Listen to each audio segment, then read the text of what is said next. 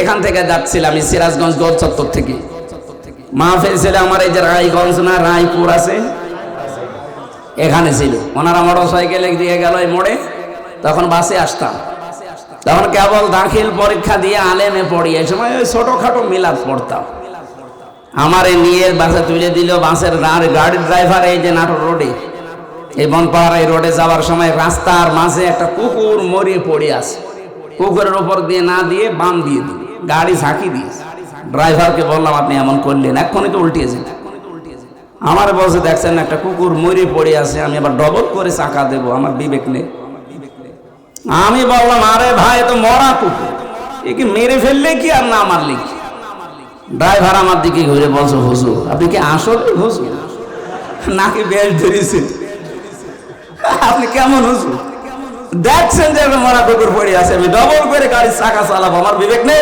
হ্যাঁ আপনার নাম কি সুব্রত আপনার নাম শুনে বুঝলাম ওর ইমান নেই কিন্তু বিবেক আছে কথা বলছেন এখন ওর গায়ে থাবা দিয়ে বলেছিলাম যে ভাই আপনার ইমান নেই কিন্তু আপনার বিবেক আছে মরা জিনিস আপনি আর ডবল করে মারলেন না অথচ গত বছরে এটা 7 সাল গত বছরে 6 সালের অক্টোবরের 28 তারিখে আমার জসিম ভাইকে ওরা মেরে ফেলার পরে লাশের উপরে ডান্স দিয়েছে এদেরকে মানুষ বলা যায় এখনো পর্যন্ত যারা বলছেন না কি হয়েছে আপনার উপরে তো হয়নি ওই জসিম যদি আপনার বাবা হয়তো আপনি টের পেতেন কথা বলে না কেন জানে যার কাছে যে অপরাধ আমরা করি তার কাছে যে স্বীকার করব অনুশোচনা করব অনুতপ্ত হব এটা আমাদের আদি পিতা করেছিলেন এই জন্য সে মাপ পেয়েছেন শয়তান করে নাই এই জন্য সে মাপও পায় না হযরত আদম আলাইহিস সালাম বলেছিলেন রব্বানা যালামনা আনফুসানা হে আল্লাহ আমার ভুল হয়ে গেছে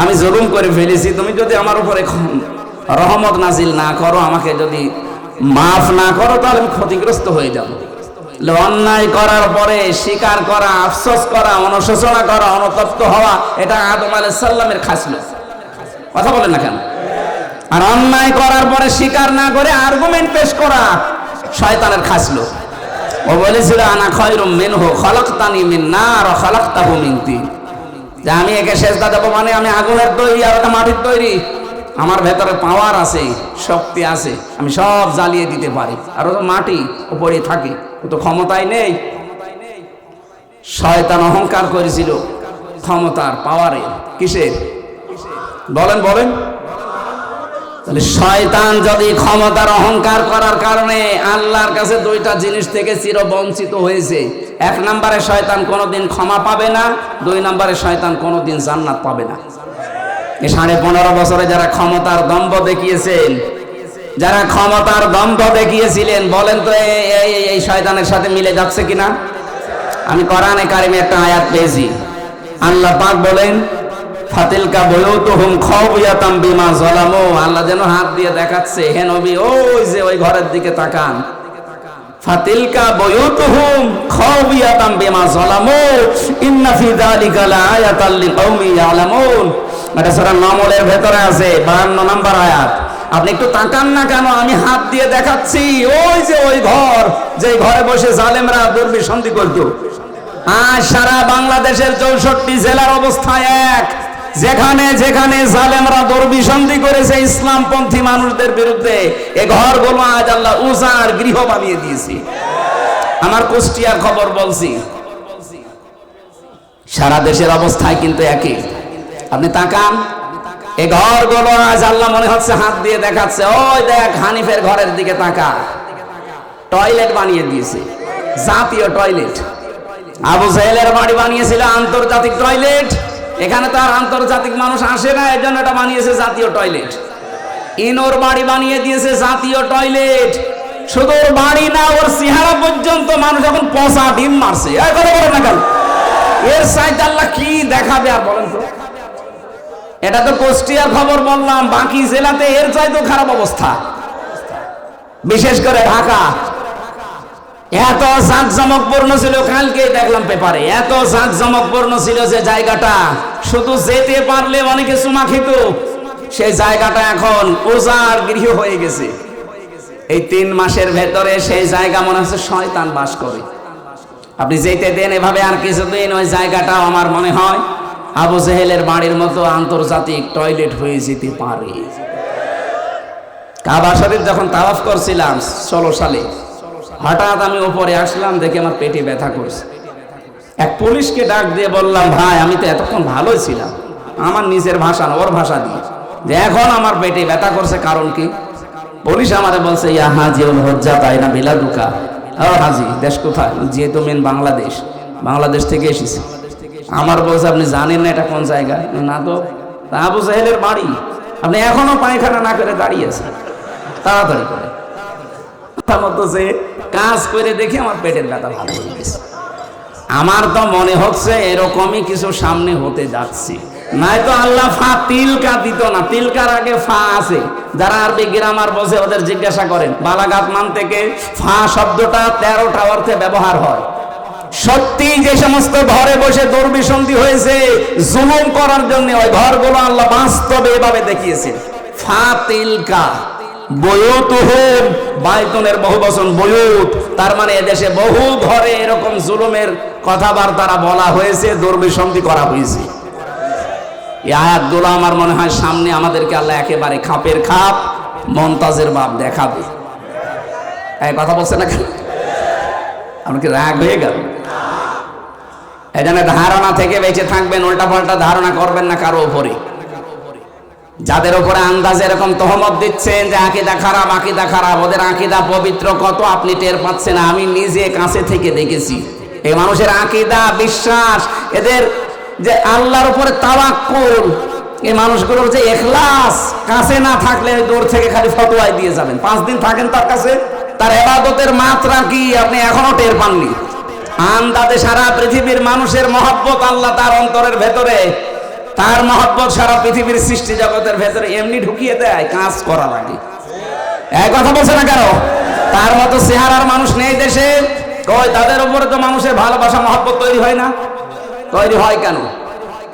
ইন্নাল্লাযীনা আমানু ওয়া আমিলুস সালিহাতি সায়াজআলু লাহুমুর রহমানু ফুদ্দা।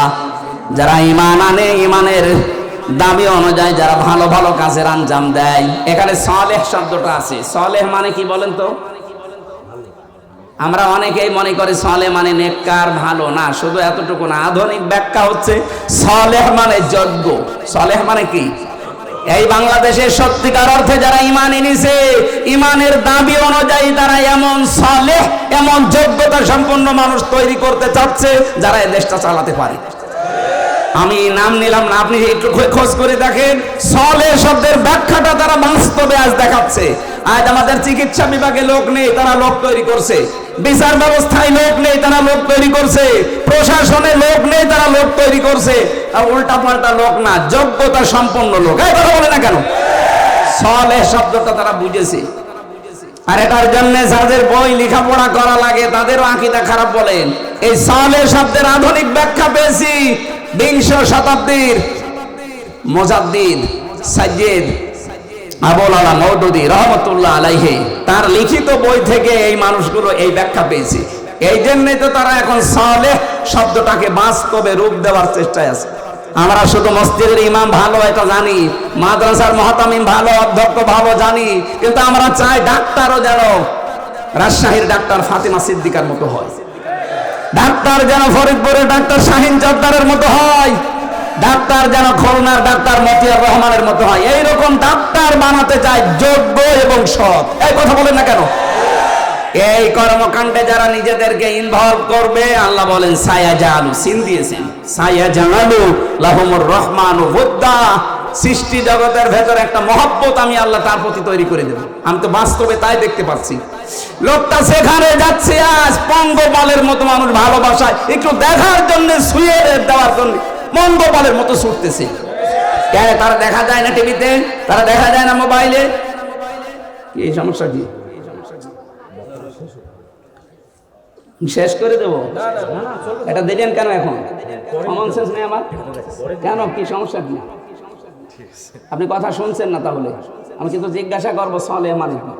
আধুনিক ব্যাখ্যা যদি বলতে না পারেন না, ওই খালি 1500 বছর আগের পড়া বাদ দিন। আমার মনে হয় বিরক্ত হয়ে গেছেন আপনারা, না? শেষ করে দেব? কোরআনে কারীম থেকে ৬৬৬৬ ৬৬৩৬ দুইটা মতই আছে। একটা মত আমরা মানি, ৬৬৬৬ মানেন। এর ভেতরে একটা মাত্র আয়াত পড়েছি, 4টা কথা আল্লাহ দিয়েছেন আয়াতের ভেতরে, এক একটা শব্দের ভেতরে লক্ষ লক্ষ কথা। ফি জিলালিল কোরআনে, আমি জেলখানায় বসে বসে দেখেছিলাম, ওখানে জিলালিল কোরআনটা আর তাফহিমুল কোরআনটা পাওয়া যায়, অন্যান্যটা নেই। কারণ যারা যায় তারা তো এই ধরনের মানুষ যায়, এরা সেভাবে হোক ঢোকায়। আমি জিলালিল কোরআন থেকে আজকে তাফসীর করছি না, আপনারা উঠে চলে যাচ্ছেন মানে? দু একজন যান, যুবক মানুষ যাবেন না, তাহলে কিন্তু সমস্যা আছে। হ্যাঁ, যুবক মানুষ যাবেন না, কারণ এখানে মেয়েদের অনেক মেয়ের বাপ আসে জামাই খুঁজতে।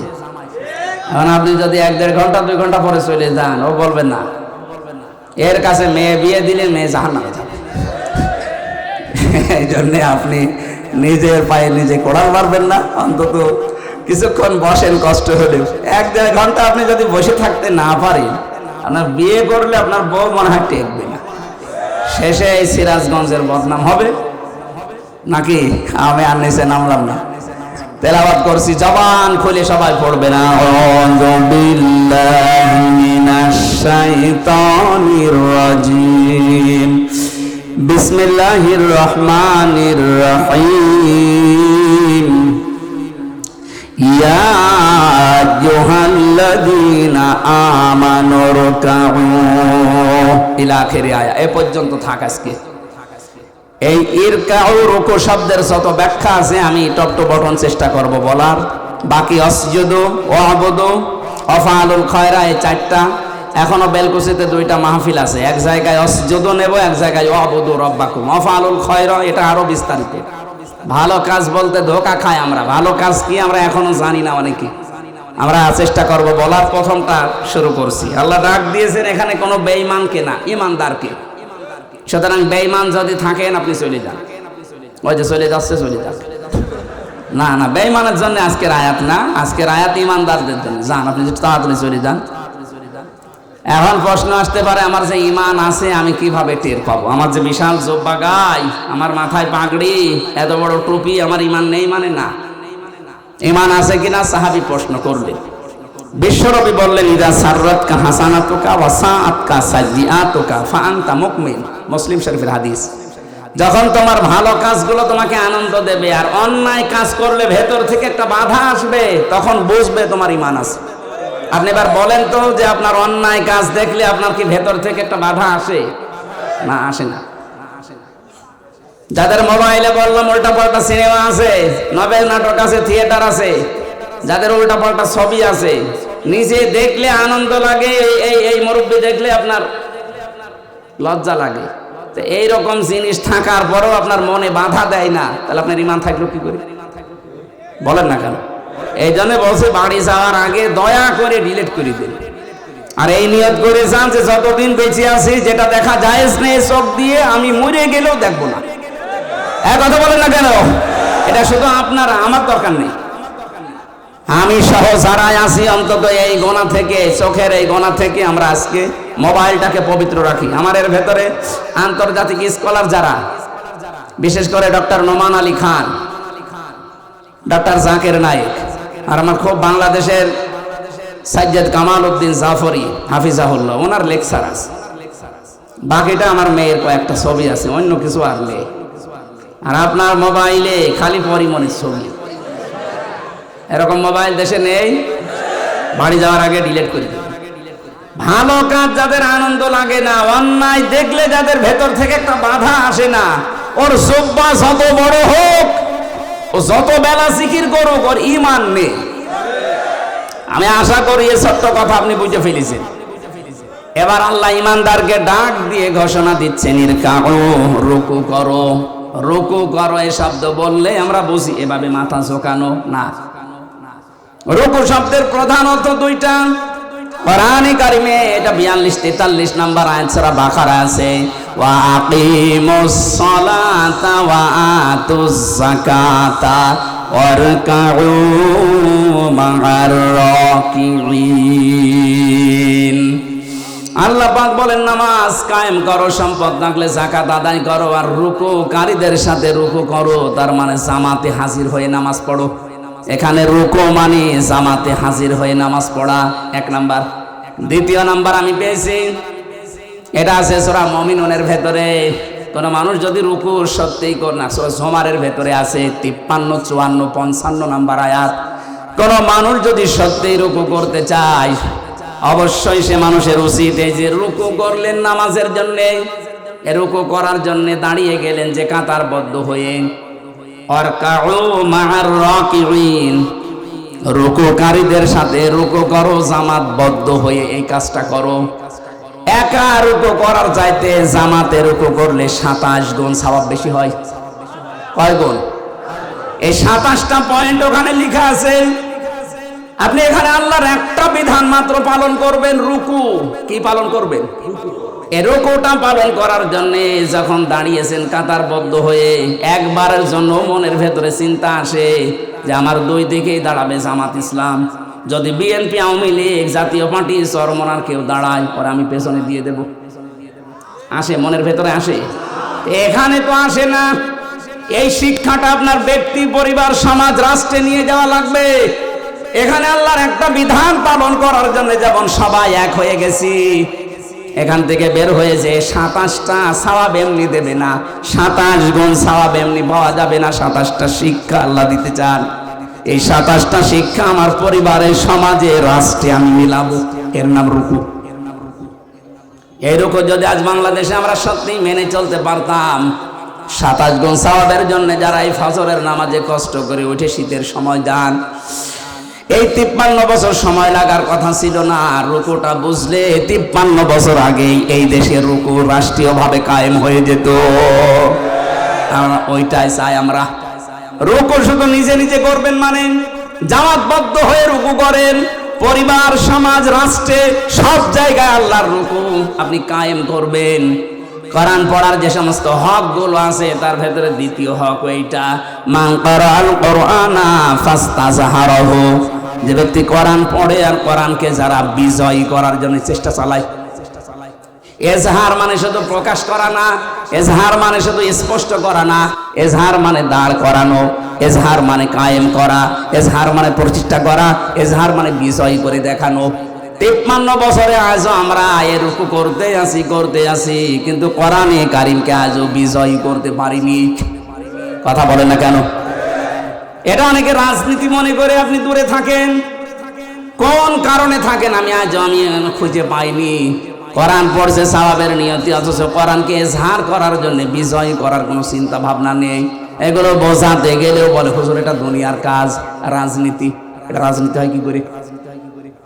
ফাস্তাযহারাহু শব্দটা যারা বোঝে, অভিধান যারা বোঝে, আধুনিক অভিধান বেত্তা যারা লিখছে যে ফাস্তাযহারাহু মানে কোরআনকে যারা বিজয় করার চেষ্টা চালাবে, এই মানুষগুলো কোরআন পড়লে যে 4টা শর্ত আছে তাদের দ্বারাই আদায় হবে। কোরআন পড়তে হবে শুদ্ধ করে, কোরআন বুঝতে হবে, কোরআন নিজে মানতে হবে। 4 নাম্বার, কোরআন মানুষকে মানাতে হবে।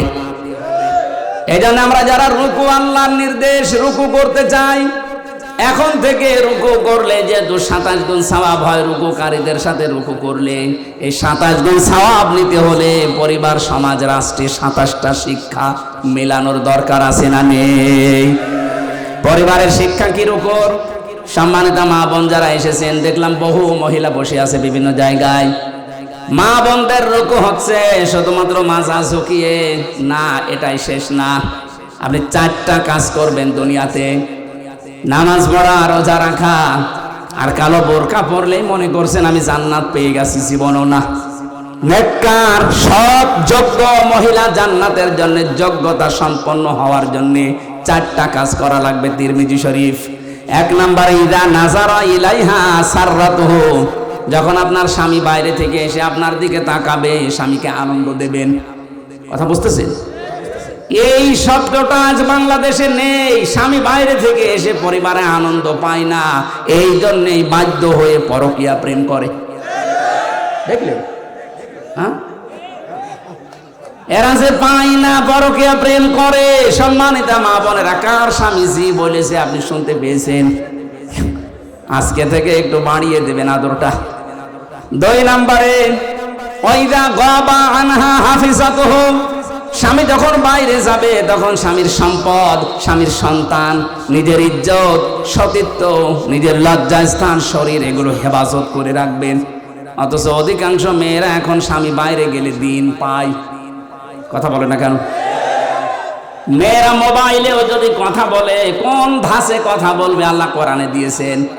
সূরা আহজাবের 32 নম্বর আয়াতে আছে, ইয়া নিসান নাবিয়্যি লাস্তুন্না কাআহাদিম মিনান নিসাই ইনিত্তাকাইতুন্না ফালা তাখদা'না বিল কওলি ফায়াতমা'আল্লাযী ফী কলবিহি মারাদু ওয়া কুলনা কাওলাম মা'রুফা।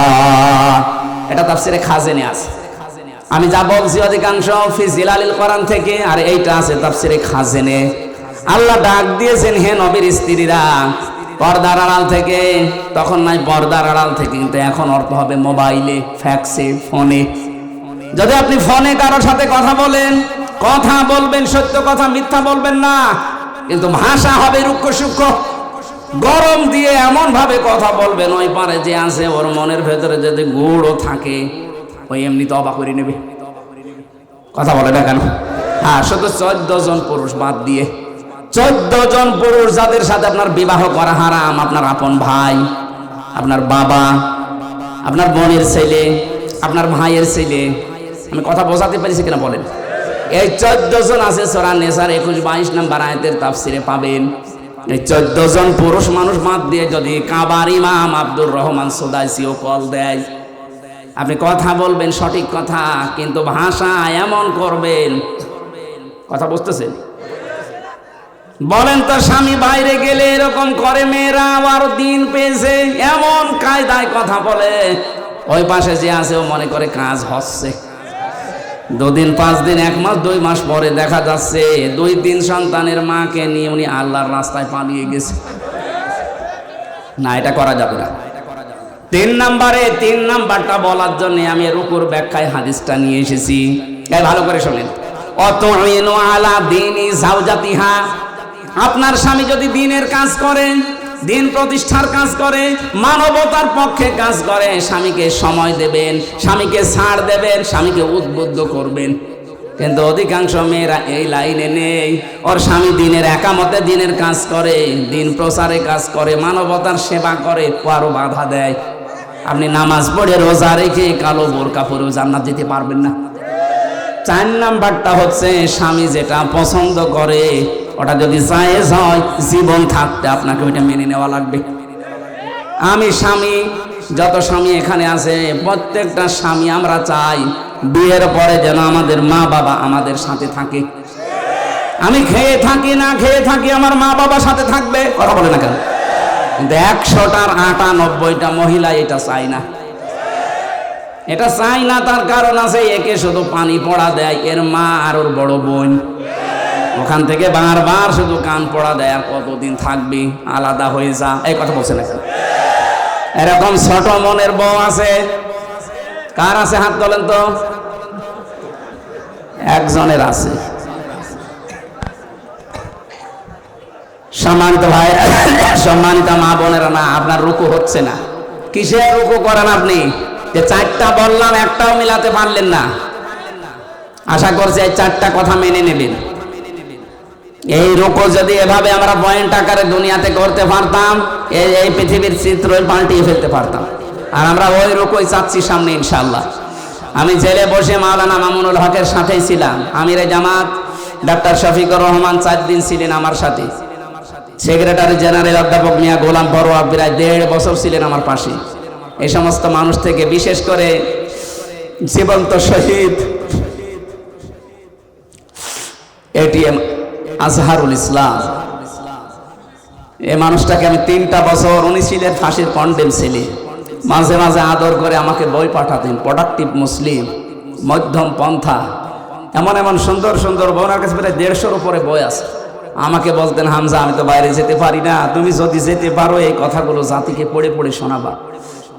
আমি আয়াত থেকে মধ্যম পন্থা প্রোডাক্টিভ মুসলিমের উপরে, বিশেষ করে মুক্তিপণ এই আয়াতের উপরে আমি সাবজেক্ট বানিয়েছি। সামনে সময় আসবে ইনশাল্লাহ আমরা বলবো এই যে ওয়াসজুদু ওয়াবুদু ওয়াফআলুল খায়রা, প্রত্যেকটা শব্দ চিন্তা ভাবনা, প্রতিটি শব্দের ভেতরে লক্ষ লক্ষ কথা আছে। আমরা তাফসীর আকারে আবার সামনে কথা বলবো। আজকে তো মাহফিল 3টা চলছে, আমার শরীরও আর পারছে না, আর বেলা 1.5 ঘন্টা হয়ে গেছে। ওই যে লিখিত যে বইগুলো আছে ওই গাড়ি দেখা যাচ্ছে, জেলখানায় বসে করেছিলাম 2 দিন আগে, একটা পাবলিশড হয়েছে, সৃষ্টি জগৎ নিয়ে লিখেছি, ওইটা যাওয়ার সময় নিয়েছেন। আল্লাহুম্মা আমিন। লা ইলাহা ইল্লা আনতা সুবহানাকা ইন্নী কুনতু মিনাজ জালিমিন। রব্বানা যালামনা আনফুসানা ওয়া ইল্লাম তাগফির লানা ওয়া তারহামনা লানাকুনান্না মিনাল খাসিরিন।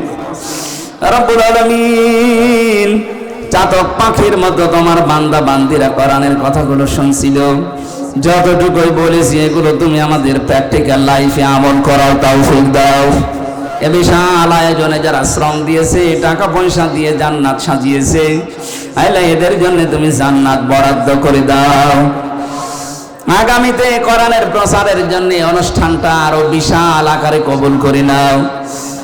যত অতিথি এখানে এসেছে, যত ভাই বোন এসেছে, মনের ভেতরে যায় আশা আছে অনেকের পূরণ করে দাও। চর্ম চোখে আমরা দেখতে চাই আল্লাহ, তোমার কালাম দিয়ে 56,000 বর্গ মাইল চলছে। 3টা বছর জালেমের এই জেলখানায় আমি অসুস্থ হয়ে গেছি, কথা বললে এখন কণ্ঠে আর বুকে ব্যথা করে।